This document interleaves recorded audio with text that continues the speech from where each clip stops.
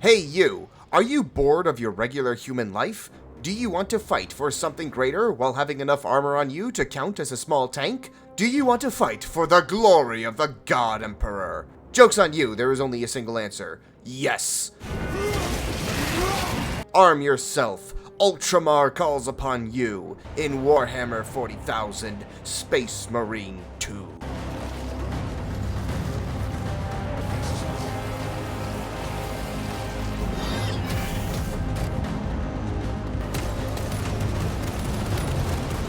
Space Marine 2 is a third-person shooter and testosterone giver by Saber Interactive, and it is exactly the type of game I have needed for a good while.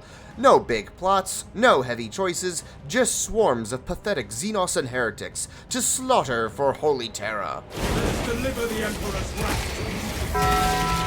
But how well does it do it? Is this truly the return of the might of the Imperium of Man? Or is it just a very well done trick by Tzeentch? Well, stand beside me, my battle brothers, and let's find out.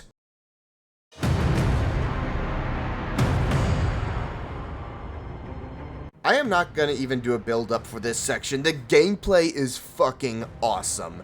This is the perfect way to do a power fantasy style game. The game simply goes, look, heretical cringe detected. Here's a chainsword or a giant hammer. Go nuts! Every battle you do is just one giant adrenaline rush, and making it even better is the amount of ways you want to engage with it. Bolters are still some of the coolest guns in sci-fi period, and Space Marine 2 really does them justice. Each time they fire, it sounds like you're shooting a fist out of your gun, with the impacts literally blowing the enemies of man apart, because you're basically shooting an assault rifle rocket launcher, and it is so cool.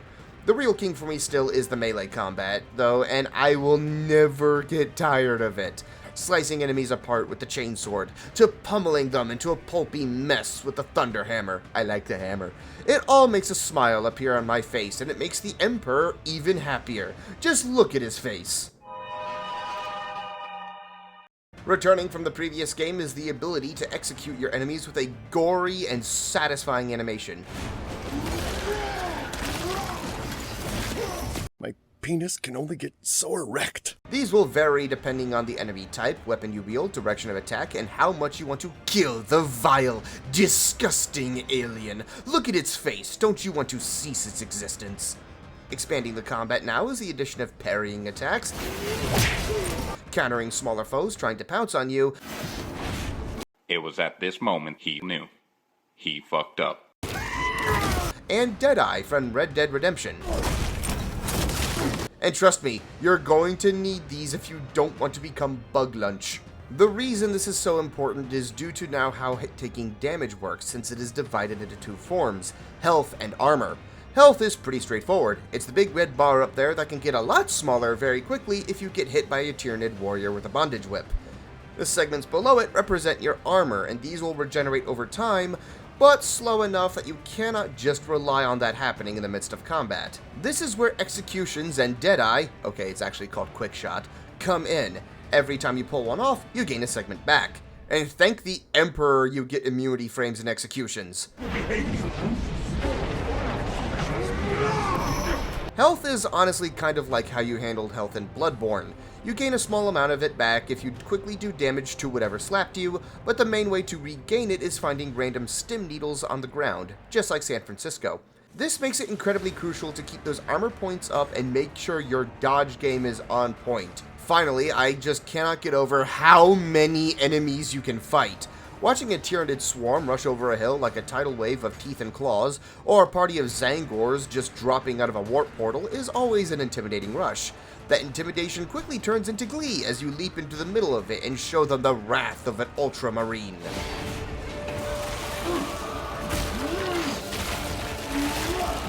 The gameplay is just so good that honestly I could end the review right here and just say go buy it now. But there are some more things to cover in order for the Magos to properly log this into the Battle Barge's data stores, so let us continue.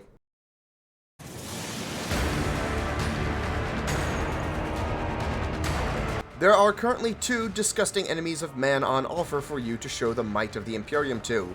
These are the unending swarms of the munchy bug monsters known as the Tyranids, and the Chaos Egyptian cosplayers known as the Thousand Suns, and both of them are incredibly fun to fight.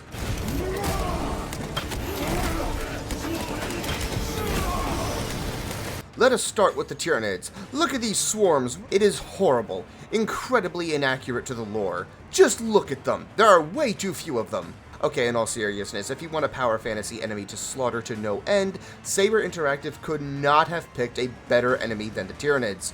The amount of variety they bring to the table, not to mention the sheer number of combatants on screen, that the game renders and handles quite well, I might add, make fights with them always fun.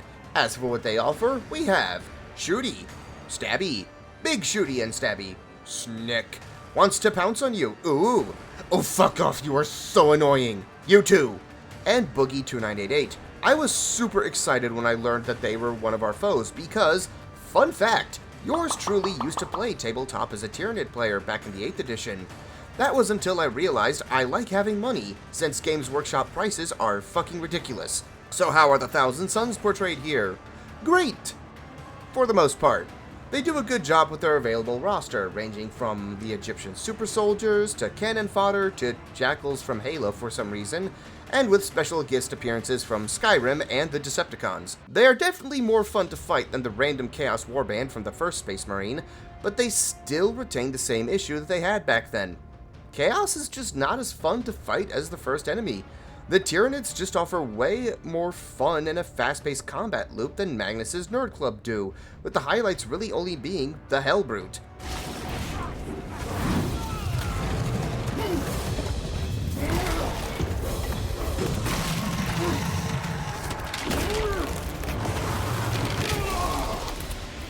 Honestly, I'm just tired of fighting Chaos. Give me the Necrons or Eldar as an enemy. They would be awesome to fight if done right. By the way, here's your daily reminder that Magnus did everything wrong. These living pieces of target practice still are a blast to fight, even though I am very biased toward the Tyranids, and are made even better by an incredibly well done AI package. This alone gives you more than enough reason to constantly return to fight for Ultramar, but there are still others I can go over.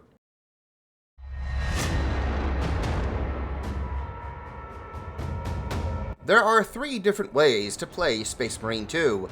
First is the obvious one, the campaign, where Titus and friends go on a wacky adventure encountering a nasty bug problem and some power armored fairy dust. Fuck you, Magnus. This will be covered in detail later. While there is also PvP in the form of the Eternal War menu, I am a PvE player, so I spent most of my time in the operations, and I enjoyed every second of them. These are side missions that unlock as you play the campaign, taking the role of a squad doing a side job while Titus does the big plot stuff. While I say they are side missions, the operations are quite in-depth and unique from the main campaign missions, 2 of them with completely unique boss fights. Now on the surface, it does seem like the content is limited since there are only 6 missions in total, but there are actually differences depending on the difficulty you choose. The higher the difficulty you pick, the more objectives you are given, the more enemies you have thrown at you, and even some boss fights are thrown in at random to change up the flow of the missions. This will keep you coming back for more, especially with leveling up the different classes, and with 6 classes to level up and play, you have a gameplay style ready for you no matter what your playstyle is. Personally, I started with Assault, because Jetpack and Big Hammer go bonk. But I recently have started to fall in love with the Bulwark. The Bulwark is a true power-armored knight, built for maximum stabbage and survivability with a shield, as well as a deployable banner that recharges armor for you and your allies. But my incredibly intelligent and hard-thought reason for choosing Bulwark? That big sword is cool and it do a stab.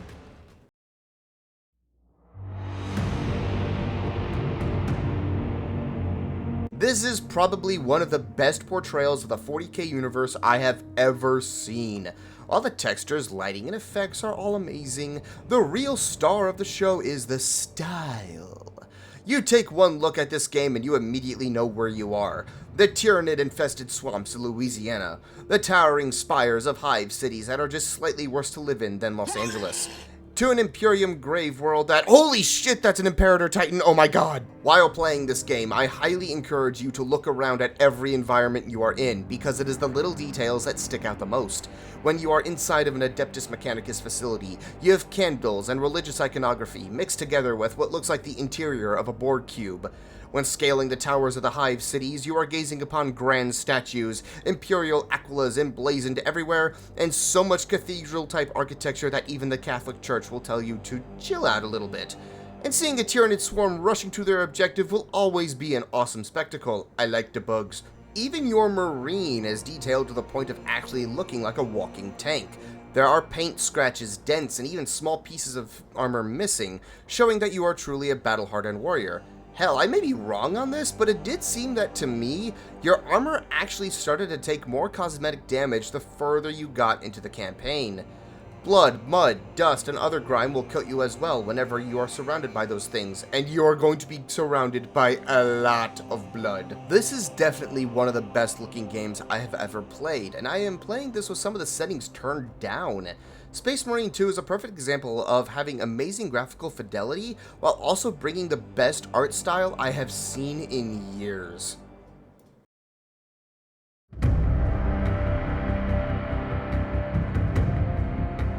Quick, non-spoiler review.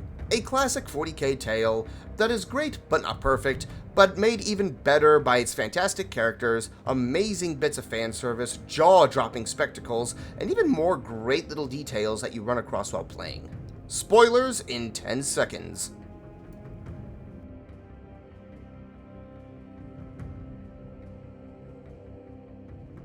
This is one of the most satisfying FPS campaigns I have played in ages, a pure testosterone-filled roller coaster that gives you all the 40k gloriousness you need, yet still leaves you wanting more. A big reason for that are the main trio, Titus, Gadriel, and Chiron. I actually liked all three of them for their own reason. Titus starts out as a secretive and untrusting man. Can you be specific? I would sooner focus on the mission at hand. You are withholding information relevant to the mission at hand. Mind yourself, Sergeant. Your behavior has been erratic. You force your way into classified files. You tell us nothing. Gadriel, we deserve to know who is leading us. This conversation is over. But grows into truly bonding with his squad mates, really showing why he is one of the best sons of Ultramar. When I was a young captain, one of my men questioned my motives, brushed his concerns aside, and I paid the price. Your suspicions arose because I failed to answer your doubts. As I failed to answer his. Stand by for suborbital drop. I'm honored to fight beside you both. As are we, brother. Gadriel might start off seeming like a Leandros 2.0, fuck you Leandros, but his reasons for distrusting Titus in the beginning actually make some damn sense, with Titus being way too secretive about his past and not really explaining a lot of his orders. But then he realizes the error of his ways and actually becomes a pretty cool guy. The Codex Astartes does not support this action. Hold up. But I am looking forward to it. Chiron does not have as much complexity, just being the rock in a flowing river. God, that analogy sucks, but I'm rolling with it anyway. His character is set in stone right from the get-go, with really only one major incident halfway through the campaign that is resolved in a nice way that keeps his character on a high note. These three are great, and a nice example that you can get some character out of an army of mostly emotionally dampened killing machines. One of the best parts of the campaign is all of the side activities you run across from the various NPCs you find. When playing this game, I highly encourage you to look around. You will spot things like a badass Cadian speech on top of a fucking Baneblade. In the name of our holy emperor, sir, yes, sir! Cowardly guardsmen getting just desserts from your friendly neighborhood commissar. Aim, fire! Killing spree. And even a fucking Imperator Titan, do not care, this is just the background. Oh my god, that is so cool! There are so many more things to see that all I can say is just keep your eyes and ears open, and do not just rush through the campaign. The campaign is not perfect, however, really having two major flaws for me. The villain and the ending. I'll explain that one later. Let's start with the main big bad, some Magnus-loving dork named Amura. On the positive side, he's actually a really fun villain. Just his constant insane cackling and ramblings, as well as a stellar job by the voice actor, make this guy just a fun bad guy to punch in the face until his spine compresses.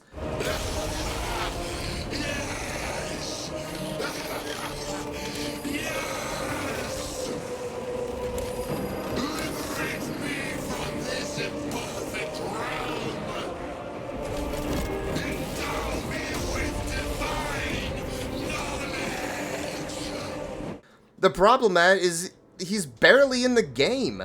Outside of his 2 boss fights, he's only on screen for about 3 to 4 minutes, out of a campaign that lasts about 10 hours, if not longer. Outside of that, he has the same problem that a lot of other gaming villains have had in recent years. Just yaps at you, with occasionally doing stuff.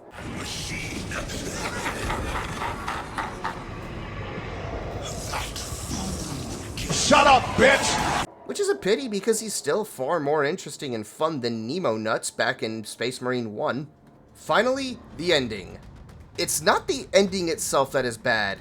It is just that for me, it felt like the game ended way too quickly. The final part of the story is filled with badass stuff like pulling a Master Chief, discovering a Necron tomb world, finding out about Aurora, meeting the true main characters, this Dreadnought,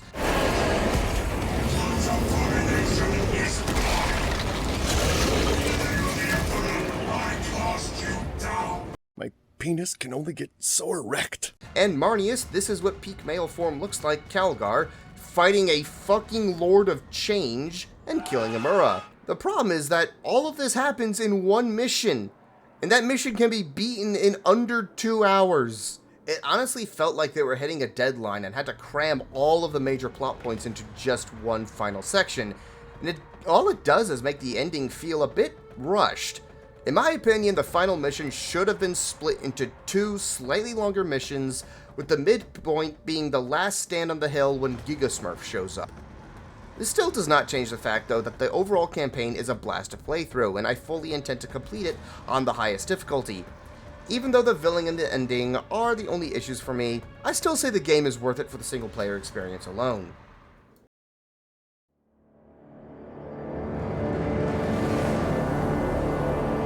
Oh boy, this game gave me a good amount of technical headaches. I understand if people did not have these same issues, but this is what I had in my experience playing through it. On my first playthrough on stream, my friends and I all suffered problems. I had my game crash twice. My friend Kyle had his crash so hard that it somehow made his computer no longer recognize 2 of his 3 monitors and uninstalled his GeForce graphics drivers. Still don't know how that even happened. And Alex had his crash 3 times. While the crashing issue seems to have been alleviated a little bit, the issue I am still having is a random stuttering issue. This does not just cause the game to freeze a couple of times either. I lose control of my character completely, meaning any melee combos or escapes attempts I'm trying to make just stop, and the Tyrannid warrior, currently using my femur as a toothpick, starts laughing at me. I have tried lowering and altering several settings to fix it to no avail, and it unfortunately just kills any excitement I had for a split second. Also, I have encountered an infinite loading screen glitch that happened whenever I finished a match-made operation game, forcing me to Alt F4 the game in order to continue. I might try to contact the tech priest that oversaw the game's creation, because I think the servitor he used may have missed a few spots.